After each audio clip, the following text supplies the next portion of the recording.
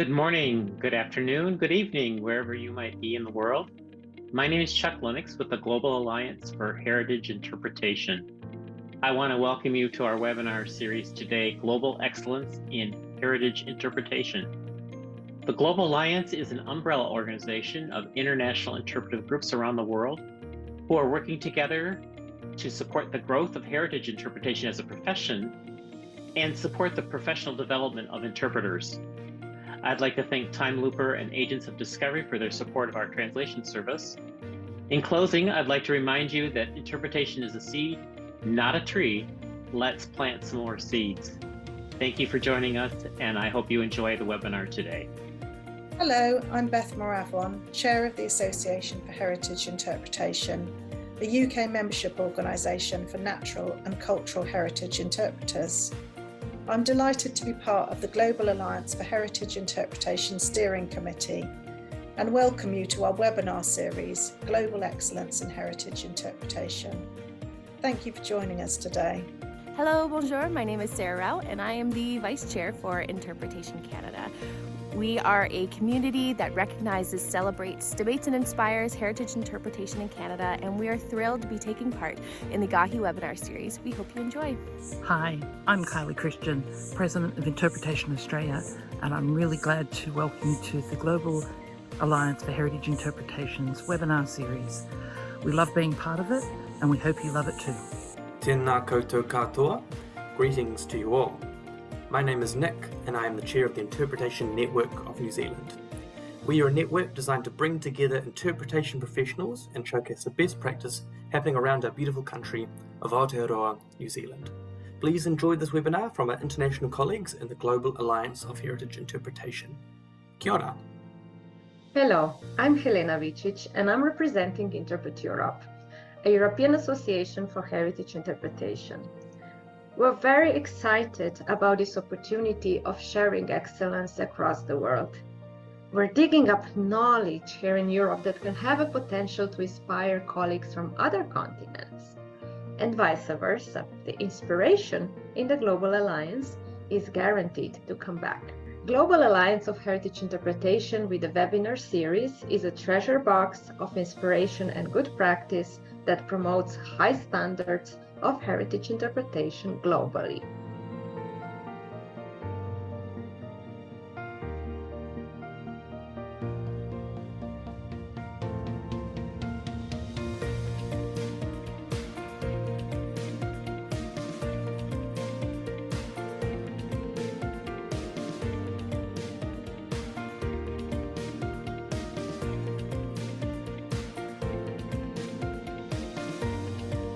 Hi there, I am Paul Caputo, Executive Director for the National Association for Interpretation.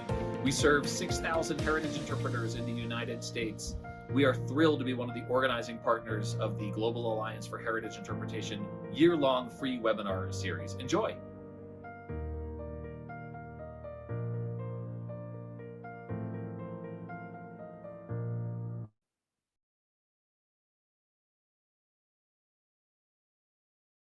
Good morning or afternoon or evening. Again, this is Chuck Lennox with the Global Alliance for Heritage Interpretation. I want to welcome you to our fourth webinar this year in our series, Global Excellence in Heritage Interpretation, today hosted by Interpretation Canada. Today's webinar is Participatory and Dialogic Interpretation, Inspiring Through Pie and Talk. Please put any questions you have in the question box below. We also have Spanish interpretation. Just go to the bottom of your screen and click on the globe that says interpretation, and you can listen to it in Spanish. Let me pass the screen over to my colleague, Jen Dick from Interpretation Canada to introduce our speaker. Thank you. Thank you. So I'm Jen, I'm the chair for Interpretation Canada. Bonjour et bienvenue à tous. I would like to begin today by acknowledging the long history of First Nation, Inuit, and Métis people across Canada and the relationship that they have with the land that all Canadians live on and enjoy. I'm connecting today from the traditional and contemporary territories of the Anishinaabe, Haudenosaunee, and Huron-Wendat nations and offer my respect to the Six Nations of the Grand River Territory and the Mississaugas of the Credit First Nation. And I'm really pleased today to be able to introduce you to Dr. Jacquie Gilson, with whom I've had the pleasure to work with and learn from over the years. And Jacquie is a career interpreter with a lot of experience to share with us today. She runs Interpactive and sits on the board of Interpretation Canada. She received her Doctor of Social Sciences degree from Royal Roads University after studying the concept of inspiration in interpretation. And if you haven't yet had the opportunity to read her book, Inspired to Inspire, I highly recommend this resource. So check it out. Without further ado, Jacquie, take it away. Thank you. Thanks, Jen. I've just set up a screen share. Hopefully you can see where in the world are you. And one of the things I like to do when I do sessions is try to have people engage in some way. So if you would like to, grab a separate device and go to menti.com on your browser. And if you put in the code 31151876, then you can respond to a few questions that will come up on your phone, and the responses will show up on the screen anonymously. So the first one you would find if you go into Menti there is this: where in the world are you? And I see, oh, there we go. Some people are getting in there, so that's great. If you're not available or not interested in using Menti, then you're welcome to put down in the chat box where you're calling in from, so we can get a sense of where people are at. So give everybody a moment or so to do that. And while you're getting into Menti and or the chat box, I'll give you the Menti code again, sorry. So it's menti.com, and the code is 31151876. And again, while you're doing that, I wanted to just let you know that I am connecting with you today from Western Canada on Vancouver Island. And I want to acknowledge that I live on the unceded territory of the Comox Nation. And I just want to acknowledge that I am honored to be able to live and enjoy this land. So thank you. I see we've got some where in the world are you. We've got some people in Europe, which is wonderful, and Great Britain, it looks like, and lots in Canada and the US, of course, some down in the South. So awesome. I love watching things like this come in to see where people are at. Excellent. I haven't had a chance to look at the chat box, but welcome to everyone who's put something down in the chat box as well. Okay, you can keep putting your votes in there. I'm going to move on though. Thank you. And I'm glad everybody's here.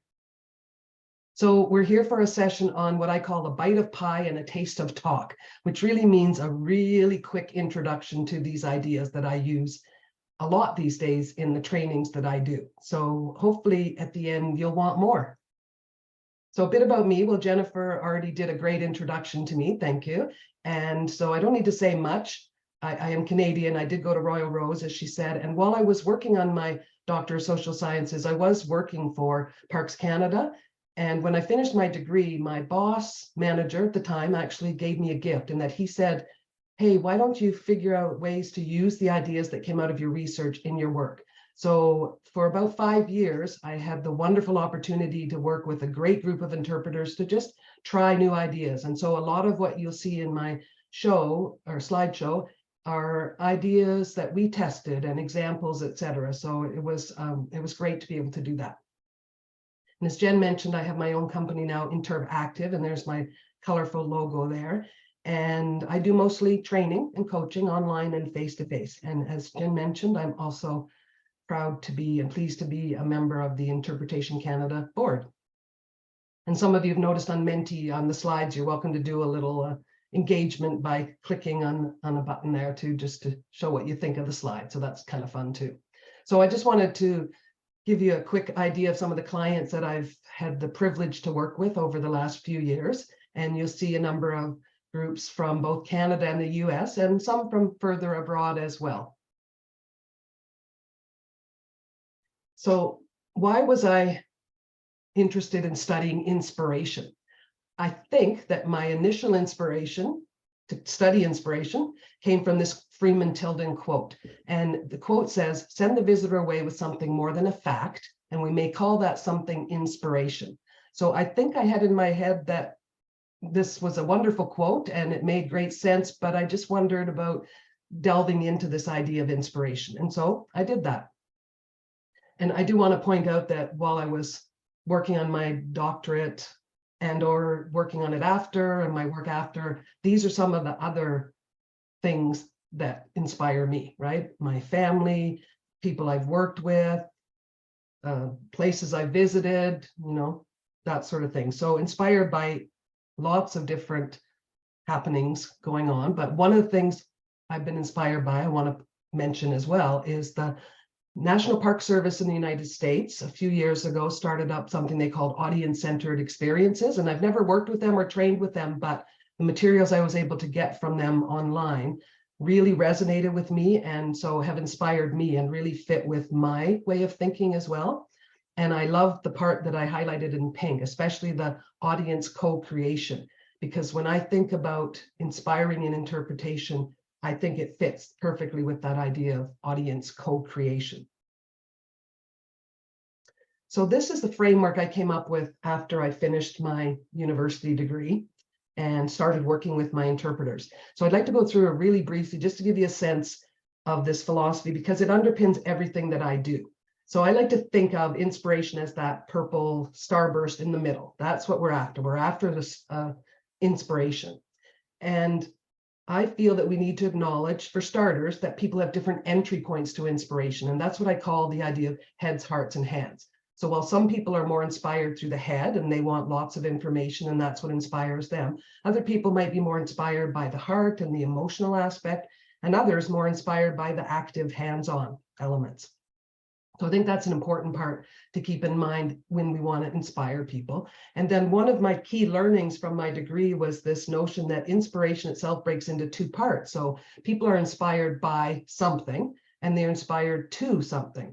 And so I've broken it down so that I acknowledge that people are inspired by people and by the places plus, and by places plus, I mean, we know that it's not always the place that's the inspiration, but it might be an object or an event or a person or people of significance, etc. And then that people are also inspired by participating. And then inspired to, that's more of what we would call the call to action in interpretation. And I'll look at that with you in a little bit more detail in a couple of minutes. But again, keep in mind that this is what I use as my framework for my work in interpretation. And so when I was working with my staff in parks, I was encouraging them to break down what they were doing to look at these different elements as ways to help try to be working on inspiring people. So how do we focus on inspiration in interpretation? These are my ideas. So first of all, I would suggest we use things like the basics of inspiration that I went through in my framework in planning and delivering of our programs or interpretive media. And then to use frameworks such as PI and TALK, which we'll get into in a second. And then to be engaging visitors in co-creation. And then I love this last concept, this idea of we want to be leading interpretation that's with the visitors and not just for them. And so that leads me to this slide that I show quite regularly. And I look at it as two different potential views of interpretation. And the one on the left is one that you may call traditional, old-fashioned, sage on the stage, whatever you like to call it. But it's important technique, and we need that, right? So the concept there is the interpreter is blue, presenting information to people, and it's mostly one way. And we need it. I'm doing that to you right now, right? I'm sharing information in a one-way format. The other model on the right is one that's more facilitative and participatory. And so my work is geared more towards the one on the right. But in it, you'll see that the interpreter is same size as the visitors. So there's less of a discrepancy in power, maybe. The interpreter is now connected with people in the sense of there's arrows going back and forth, and there's arrows between people, and people are more varied in they're orange and purple and green and pink, etc. So to me, the one on the right, again, is something that I base my work on, but important to note that there are times when we should use both. So when I talk about wanting to inspire people, I think a big part of that is wanting to engage, get them engaged. And so these are some of the words that come to mind when you think about engaging people in interpretation. And I don't just mean have them show up, right? Show up is step one, right? This is more of how to engage with them when they're actually in the in the interpretive experience with us. So my model that I've been using that is really more about technique, right, is the idea of inspiring people through PI and talk. And I use PI to represent the participatory interpretation, and dialogic interpretation is represented through talk. So let's look into PI first. And actually, when I do this session face-to-face, I bring PI, as Song from NAI knows. She's got pie for me for a session I did. So that just makes it fun that we actually eat some pie. But really the PI model is meant to just be a nice, simple approach to interpretation that I think helps to inspire people. Starts with participation, includes information, and looks at encouragement, so PIE. So let's break it down a bit. So the base of this model is just like the base of a pie, it's the crust, right? It's participation is that base that we build on. And so if you're able to go into Menti and or use the chat box, throw your ideas down there about how do you get visitors participating while they're in your experience. And again, if you would like to go to Menti, it's menti.com, and the code is 31151876. We'll give everybody a minute or so to do that, and I'll have a quick look in the chat to see if we had some. Oh, we see. Oh, we've got Adele. Hi, Adele from Revelstoke. Elena from Germany. Vanessa from Italy. New Forest, UK. Wonderful, wonderful. So again, if you want to put your answers in the chat box to this question, you're welcome to do that. We're just looking for what do you do to get visitors participating?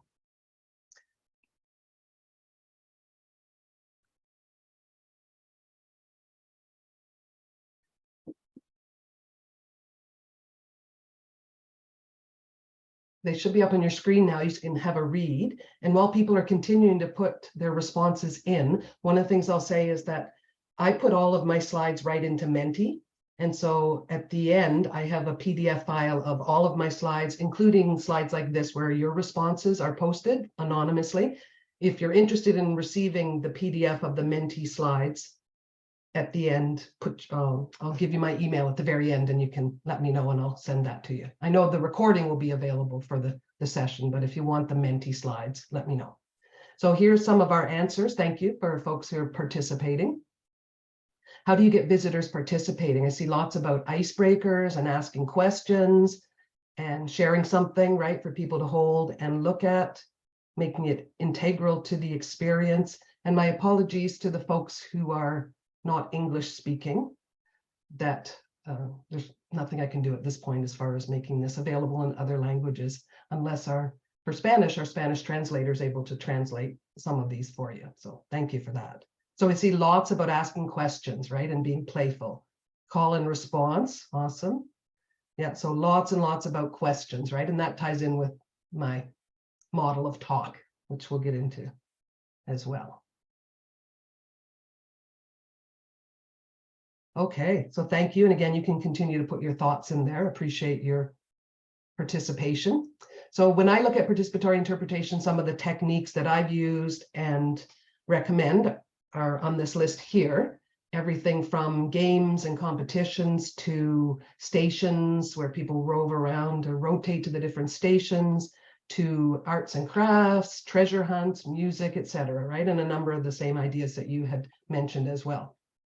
You see in here, I've highlighted in pink too. So one is using senses.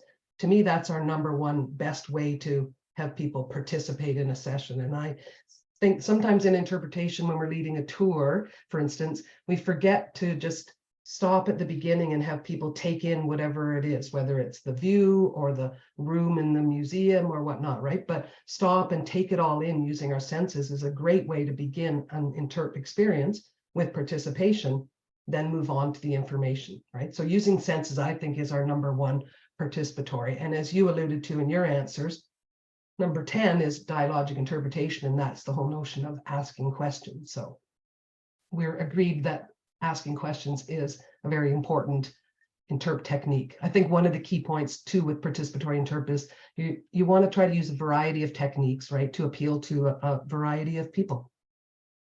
Okay, so moving on in the model, we're up to the I, or the information, which in a pie, of course, is the sticky sticky filling. So just like in a pie itself, your filling has to be sweet and it has to be sticky and it has to be appealing to people. Well, it's the same with information and interpretation, right? And there's lots of information out there, of course, about how to make information interesting and relevant, like the TOR model, etc. One of the key things I like to say is information is important. The interpreter's knowledge is important, but keep in mind that you're not expected to know everything. You can't know everything. In fact, Google and Siri don't even know everything. If you've ever asked them a question and they can't even answer it for you. So don't expect that you need to know everything. I think it's important to think of interpretation, as Chuck says, as a seed or as the lighting of a flame, to build on what people already know and to hopefully build on what they want to know. So as much as possible, trying to make the information relevant to what people are interested in. And I like to use this one example in the bottom of this award-winning program with Lydia, wonderful interpreter. Anyway, it was the Wheel of Wildlife. And in the program, the audience were first divided into groups based on different animals. So one group was the hoofed mammals, and one was the bears, and one was the small mammals. And they were, in the groups, they were just asked to come up with questions that they wanted answered about their particular animal. Then the wheel gets spun, and whatever group comes up, that's the group that gets to ask the questions. And then Lydia, as the very knowledgeable interpreter, tries to answer their questions. She doesn't always answer them, but the idea there is that she's answering them as best she can, and it is therefore based on what the audience is interested in. So that gets into the idea of mixing of participation and information. And just like when you eat pie, the crust and the filling get mixed together, we know that in interpretation, your participation and your information are going to be mixed together. And for instance, the top left picture, it looks like a little wooden bird box. That was actually explorer boxes that we set out in the Lake Louise area to make the explorer booklets, which are similar to the junior naturalist booklets, for instance, in the United States, available to people, with the idea that first you had to participate by coming up to the box, opening it up to figure out what was in it. Then you get the booklet, and then you go off and you explore. And as you're exploring, you're getting your information. So, you know, of course, we know that participation and information can be melded together. And then to finish off the pie model, we have the crust, right? So the crust of the pie, which can be delicious as well, is encouragement. And so this fits in with what I mentioned at the beginning about my model, where people are inspired to something. And in interpretation, we need to consider that. So again, the call to action. What do we want to encourage people to? And so I break that down into three. One is we want to encourage people to take actions while they're still at the site. So for instance, the image of the map on the left, that is one in a park where people mostly drive through the park. And what we wanted to do was get people to stop and visit more places in the park. So we set this sign outside a washroom and invited people to explore different areas in the park. We also, I think, can be encouraging people to take actions after. And I think this is an important one for agencies nowadays, right? As we acknowledge that it's not just about our own sites, but that our sites need to be seen as part of a bigger picture. And so in this case, we're inviting and encouraging people to take actions that might not help our park or our site directly, but maybe the greater world. So for instance, the white flip chart there on the left is asking people to commit to something they'll do to help owls, again, beyond the park that they're at the time. And then the third breakdown in my mind for encouragement is this idea of inspiring people to just be. And so this is mostly a non-action, right? It's more in the head. It's more of a, what would you like people to go away and think about more, or maybe change their opinion on, or just change how they view the world. And so the Parks Canada red chairs shown on the bottom left, they're a good example of that, because they invite people to sit and reflect.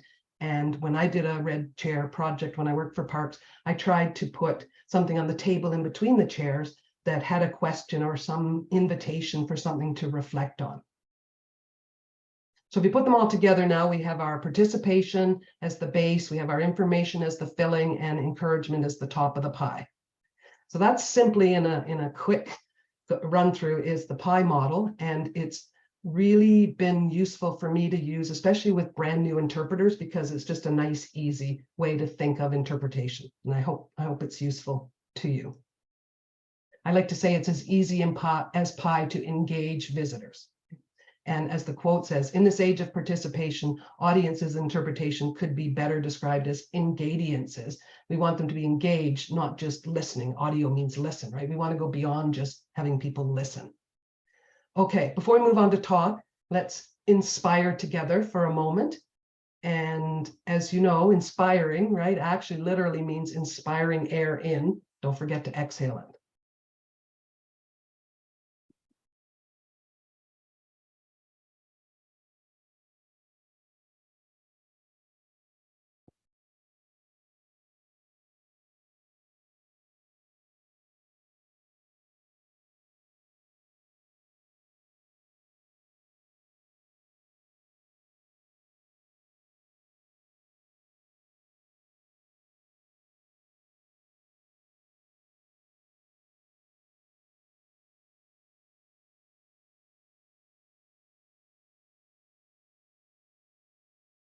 On to talk. As I mentioned, I look at talk as a simple model for dialogic interpretation. First off, what is dialogic interpretation? This is the definition I use. And when I ask students or people in courses that I'm leading to pick out words that they think are most important, we usually get the visitor-centered highlighted, and also the two-way or multi-way conversations, right? That idea of it's back and forth. And also the goal of learning for all. I think that's really important in that. That's one of the reasons why dialogic interpretation is so powerful, is that interpreters are learning from visitors and vice versa. And visitors might be learning from each other as well. Coalition of Sites of Conscience, I recommend you check out their webpage if you're looking for questions to use in dialogic interpretation. They have a series of questions on various topics that might be useful to you. Okay, so talk breaks down into 4. So let's look at those quickly here. So the T stands for talk type mountain, and it's really just that notion that you want 3 different types of talk to help put people at ease and to help them better connect through talk. And so this is similar to the arc of dialogue. You may have heard of that. I took the arc of dialogue to my staff and we talked about it, and we had some troubles with working with it, partly because they felt that if they didn't get to the arc, they were not being successful. And I really wanted to stress that that was not the case. So the talk type mountain idea really is that, yes, you start with small talk, which is nice, easy, comfortable talk with folks. You move up as if you're going up the hill to more activity talk, which is more participatory when you're in the body of your program, for instance, and you're engaged in some kind of participation. The talk is happening in and around that. So it's very much focused on the content of the program. And then work your way up to the top of the mountain to the deep talk. So you get to the top of the mountain literally, or sorry, not literally, metaphorically, you're engaging in more deep talk, right? So those deeper subjects and getting people thinking and talking. So you generally don't want to start with deep talk because you want to build up to it, right? You want to make sure people are feeling comfortable talking. The key to this model is that you don't have to get to the top of a mountain. Lots of people go to the mountains, and we were working the mountains. That's why a mountain metaphor seemed to work for us. You don't need to get to the top of the mountain. You can stay in the valley bottom and just engage in small talk. And if it's small talk that has purpose, that relates to engaging with people about a certain subject, then that's great. If you only get as far up the mountain as you get into activity talk, that's okay too. Just acknowledging that not everybody wants to get to deep talk, I think helped my staff feel like it was okay to not get to the peak of the mountain. So the A in the talk model is this idea of asking open-ended questions. And so this is important for our questions to use you and we, like what do you think and what could we do? And I love this oracle. The only right answer comes from lived experience, which suggests that as you're asking people questions, they should be able to answer from their own experience. And then the other one that I like to use is nonsense, but it's ayaktada. And that's to avoid fact-based questions, because ayaktada stands for if you already know the answer, don't ask.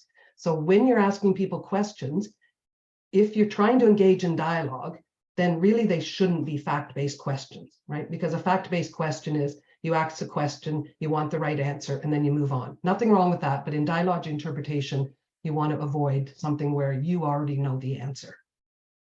And in terms of questions, I like to work with people on rewriting questions based on small talk, activity talk, and deep talk. So for instance, here's a potential small talk question. Hello, how are you? Where'd you come from today? Nothing wrong with that at all. In pink, you'll see some possible ways to ask that question that are maybe a little more engaging and maybe are more purposeful, right? If you look at activity talk, where the focus again is on some kind of participation, you could ask a question like, tell me why he's important, but that's more of a directive than a question, but it's also a fact-based question, really. Instead, you could ask things like, when you hear the name David Thompson, what sorts of things come to mind?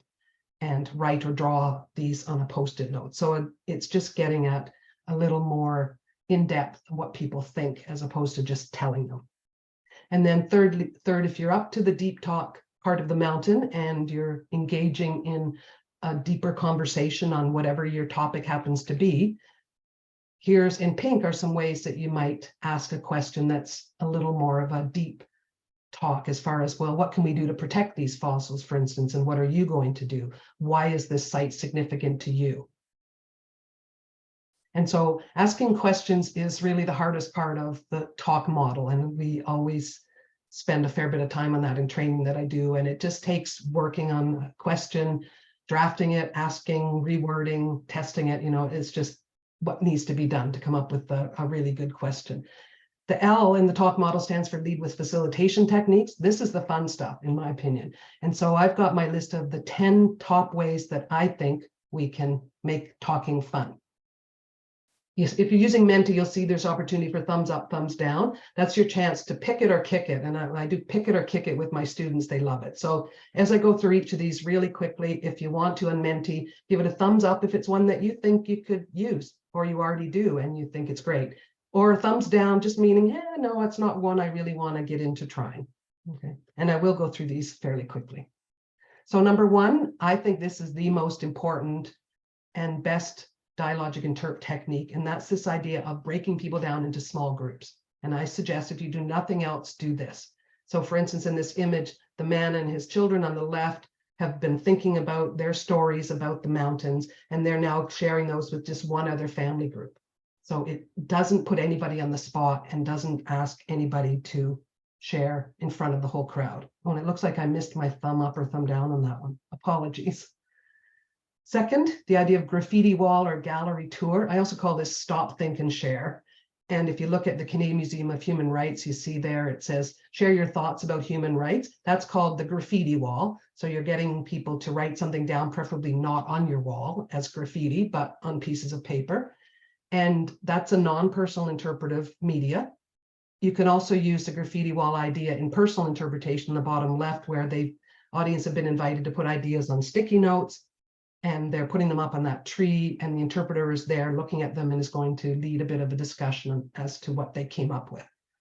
So the gallery tour is the idea of going around and kind of looking at each other's responses.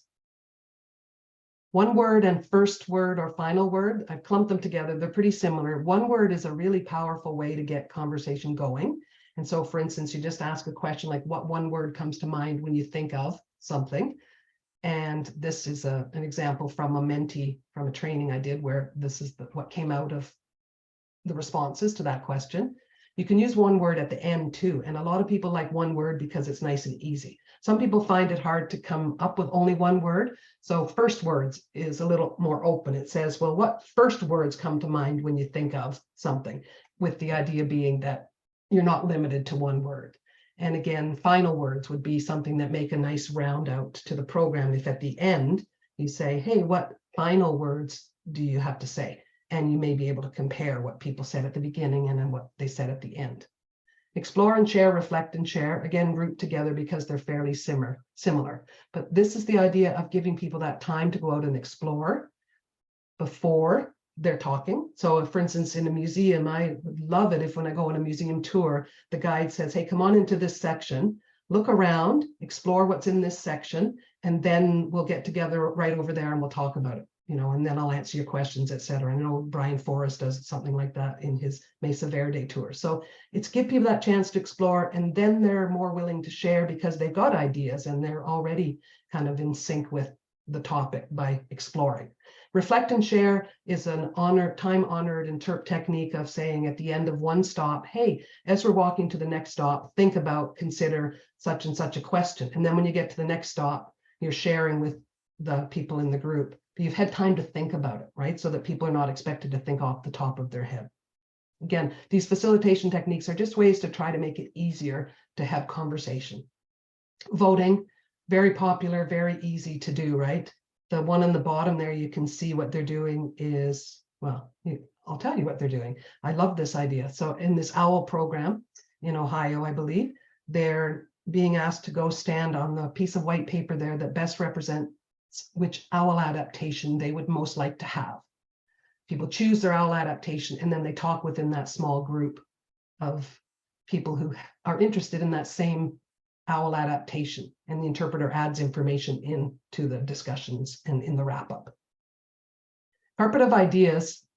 When you just posted your ideas in Menti for that last question, you were basically doing carpet of ideas. It's pose a question, give people a way to respond, quite often just pieces of paper, then gather around them and have a look at them. The nice thing, similar to Menti, is that the responses are anonymous. So the interpreter really just has to look at the responses and say, okay, what does everybody see that shows similarities in your responses? Or what do you see that shows differences? And then you can engage in conversation in which nobody has to admit to what they had put down, right? And the other one I like to fit in here is this idea of giving people a task where you've made up the carpets, in this case, pieces of paper that show the timeline, and you're inviting them to put the timeline together. So it's a little bit of a competition, but it definitely gets into sharing of ideas as people are talking about what parts of the timeline fit where. Photo language, very powerful. This is built on the notion that nowadays we all have phones and we have lots of opportunity to share photos. So you can ask people to go off and view a site and take photos of something in particular, or something that jumps out at them, bring it back and then share it and talk about it. Or you can provide pictures and have people talk about that picture. You can include something like a quote with that picture. So this one, right, for instance, give this image and this quote to people and have them talk about it. So it's just giving that focus to the conversation through a photo, and possibly a photo with a quote. And number 10 is popcorn. And I put this one last, even though it's probably the one that gets used the most, right? And this is that, hey, everybody, I'm going to ask a question and whoever wants to answer it answers. They call that popcorn. And there's nothing wrong with that at all. It's quite popular. It's quite well used, probably overused. Some people pop more than others. We know that. And so a lot of times in my trainings, people say, well, yeah, I'm concerned that if I do dialogic interpretation, one person's going to dominate and they're just going to answer all the questions. And I say, well, yes, that's right. That's because you're using popcorn, and that one person is the one who wants to pop. So consider using this technique a little less and try other techniques as ways to engage people in conversation. Oh, so here I'm giving you a chance to vote on these. So this is a quick kick it or pick it. So if you're on Menti, and again, it's menti.com 3115-1876, you can quickly put them in order of which ones you really would like to try. And the kick it becomes the lower ones, not to be negative to those techniques, but they're the ones that are of least interest to those of you who fill out the Menti.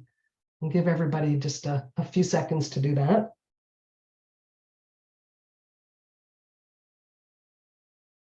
And excuse me, I invite you to try these if you haven't already, right? If you've voted on one that you think you'd like to try, then please do give it a try.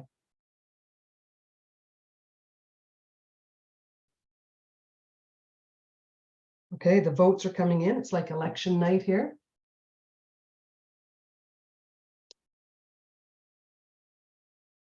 All right, cool. I'm seeing explore and share is quite popular at this point, as well as photo language. Oh, now that one's moved.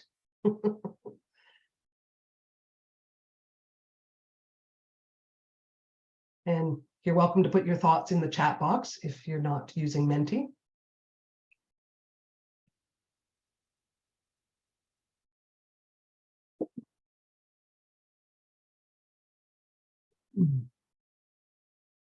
Okay, explore and share is staying at the top. Oh. It's been replaced by stop, think, and share, or the graffiti wall gallery tour idea.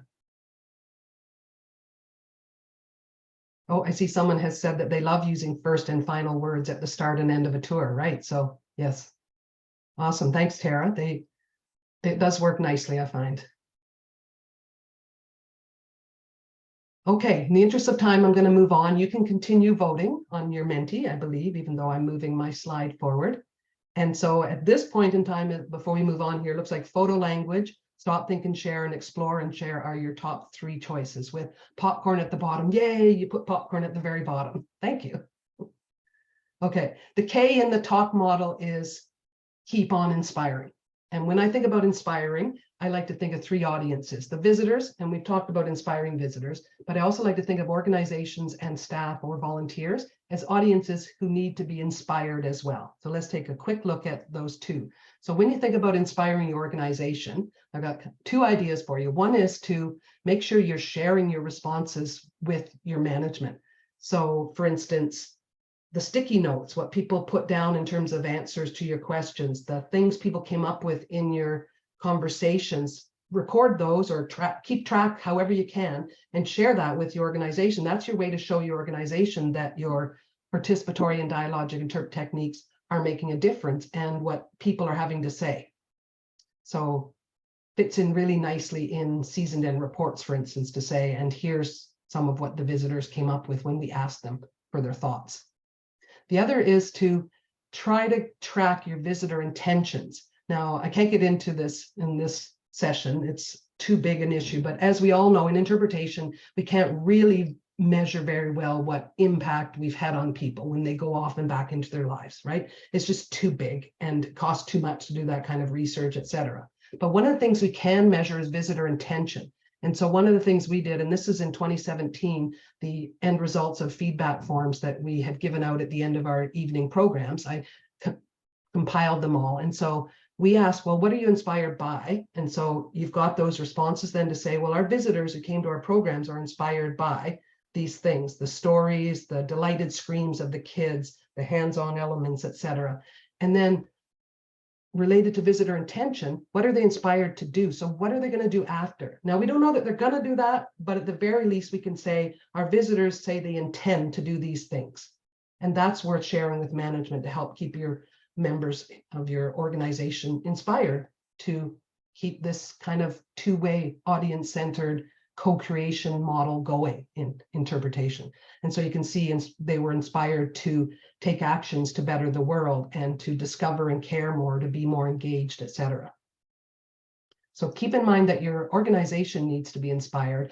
And my third group that needs to be inspired is, of course, interpreters, right? And the best way I think to help keep interpreters inspired is to use what is known as a growth mindset. And that is one way for interpreters to help keep each other inspired by learning together, reflecting together, being open to experimenting, seeking feedback at all levels, and just aiming not to be perfect, right? Just realize that it's okay to try something new and talk about it with your colleagues and then try again, modify for next time. So I just wanted to share with you a few quotes from the field, from some of the people who've taken my training and then went out and used the ideas. And you can see in the longer quotes there that what came out of that was this idea that the interpreters were learning from the visitors a lot, like almost considering that to be the ultimate, right? And that sometimes they were learning more than they were sharing. That's, to me, one of the benefits.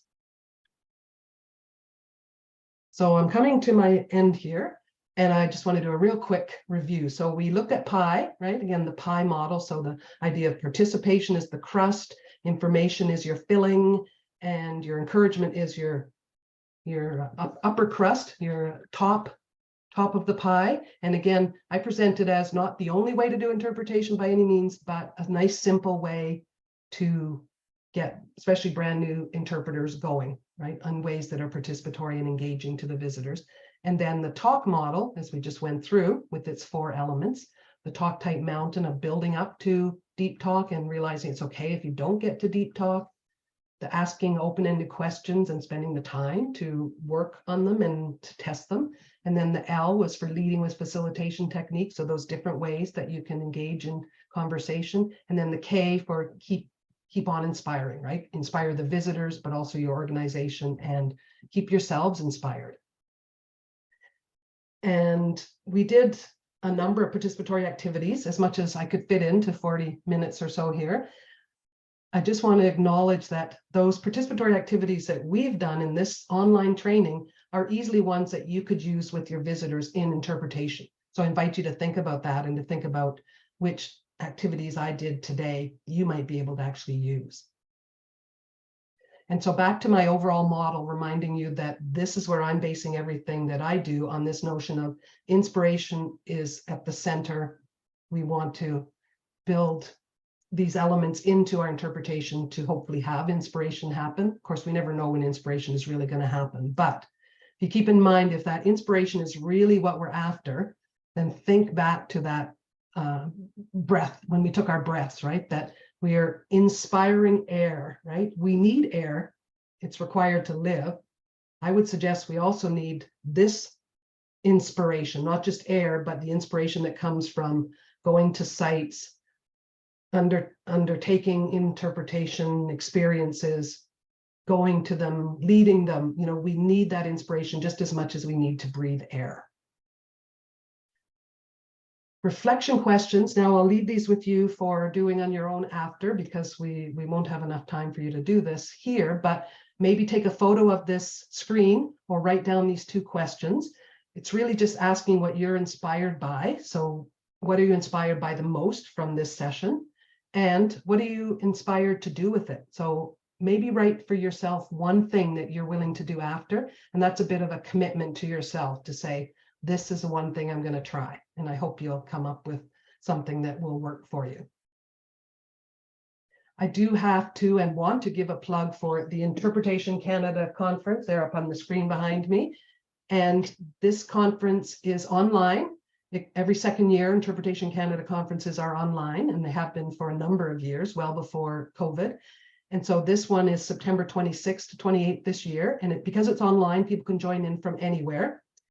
And our call for proposals is the stage we're at now. And today is the deadline for call for proposals. So if at the end of my session, you're really inspired and you want to put together something that shows that how you and your work are on the leading edge, that's the theme for the conference, then please fire me an email and ask me for an extension, okay? Just because we'd love to hear from you. And we hope you'll join in the conference in September as well. I want to say thank you very much for joining in and participating in whatever way you were able to. And I hope you stay inspired. As Jen mentioned, my book, Inspired to Inspire, is out there. And I do training in all of this, what I've talked about today. I do it in more depth in PI and in talk and in making it real, where we take PI and talk and we use it to help you develop new or modified programs for your site, et cetera. And that's what I love doing. And so I'm officially only semi-retired because I love doing this kind of work and training and coaching and working with interpreters. So please let me know if you want to do something more. And as I mentioned at the beginning, if you would like a copy of the Menti slides, I'll ask you to fire me an email, and I'm going to just put in, hopefully it comes up there. Yeah, I've just put my email in there. And oh, I saw that Kate says she's inspired by Ayak Tada, helps her avoid a pitfall. Yes, it just helps you, I think, avoid fact-based questions. Okay, so let me just, I want to go back to, okay, I want to leave the screen on the Interp Canada conference slide. And I am officially done. Over to you, Jen. That was wonderful. Thank you very much, Jackie.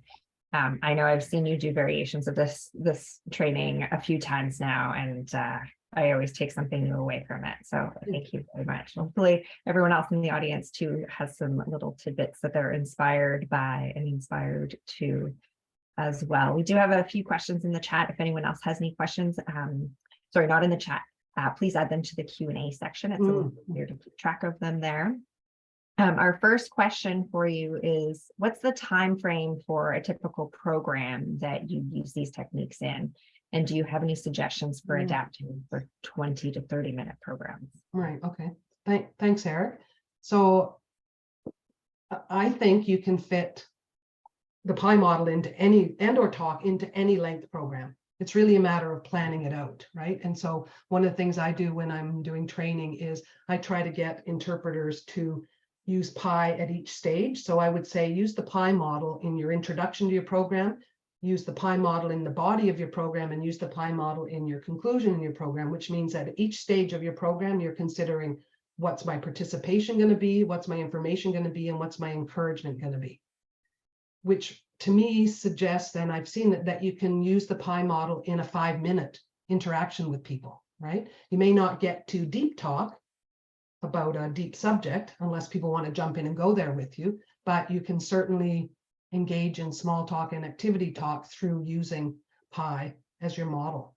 So I definitely have worked with people on all various lengths of programs and just breaking your program down into those segments. Hopefully that answers your question, Eric.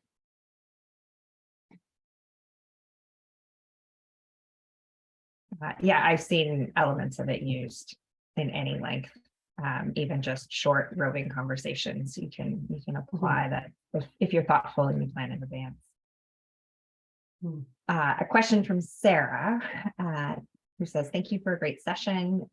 Sarah is interested to hear about how you think these techniques might be applied to evaluation. So for an instance, how might a more dialogic approach be used to measure impact? Good one, Sarah. Okay. How might a dialogic approach be used to measure impact? That's a good, I'm drawing a blank on that one actually, because what I'm thinking about is the fact that it generally is hard for us to measure impact, right? Because usually if we really want to measure impact on people's lives, we want to measure it a week, a month, a year later, right? And we would like to be able to talk to them about, well, how much our event played a role in changing their behaviors or their attitudes. First of all, it would be really hard to say a year after an INTERP program that it was only the INTERP program that caused a behavior change, because there are likely many other sources of inspiration that occurred, right? And that's the thing about inspiration, is that in interpretation, we can hopefully inspire people, but we're one little segment of people's bigger lives, right? There's so much else going on. So measuring intent related back to what they did at our INTERP experience is going to be really difficult.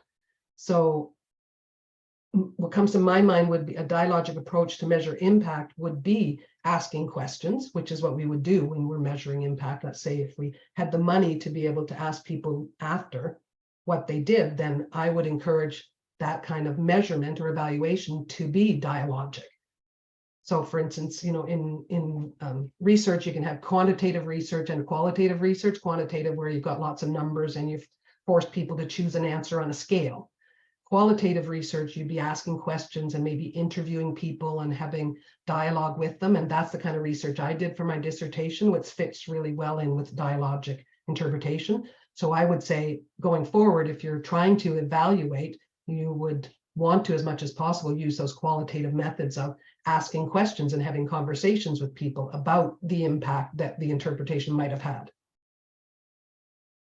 If that makes sense, and hopefully that answers that question. It was a good one, got me thinking. Yeah, I think an easy way to measure impact would be amazing, but I don't think it exists. Yes, no.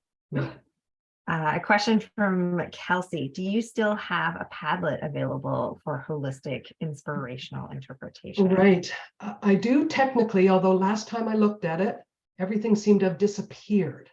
So I need to get a hold of the Padlet folks and find out why and how. So very good question, because yes, I had forgotten about that. But last time I looked at it, I went, everything's gone. And then I had to go off and do something else. So thank you, Kelsey. I will check with the Padlet people and try to get it all to reappear. I don't think it's gone. I think it's just out there somewhere. So I will try to get it back up there. It's nice to have a place where a whole bunch of stuff lives. Yeah, exactly. Yeah, exactly. Yeah, it is. It's quite useful, and I try to put things in there regularly, and just then they're there, right? And I make that available to people. But Yes, I have to make sure it's actually available.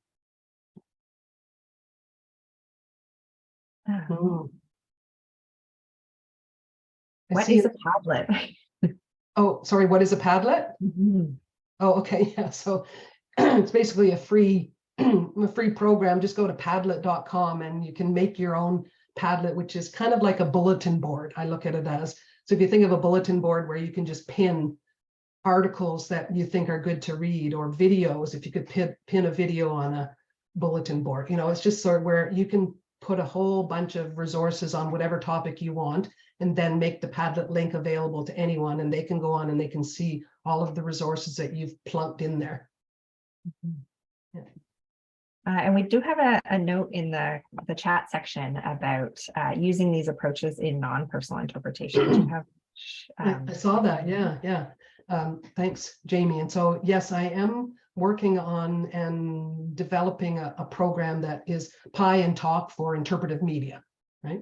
So it's almost done. And so that's what I'll be looking at in there. And more specifically is, how do you use the approaches? So how can you use Pi, for instance, in putting together an interpretive sign? And I think that's sort of self-explanatory. If you say, well, you want your interpretive sign to maybe start with something that's participatory, which even just instead of starting with some information, what the sign is all about, you start with, hey, stop and take a look at whatever, might be a way to at least get people participating before you then give them the information. So it could be as simple as how you lay your text out on a sign, but also trying to get dialogue going through signs. And I defer to sign or refer to signs, but I know there's other types of media. But we were working on Explore an app, and we were trying to make the app so that it encouraged dialogue amongst the people who were in the car driving, listening to the app, right? So again, trying to consider ways that you can pose questions and invite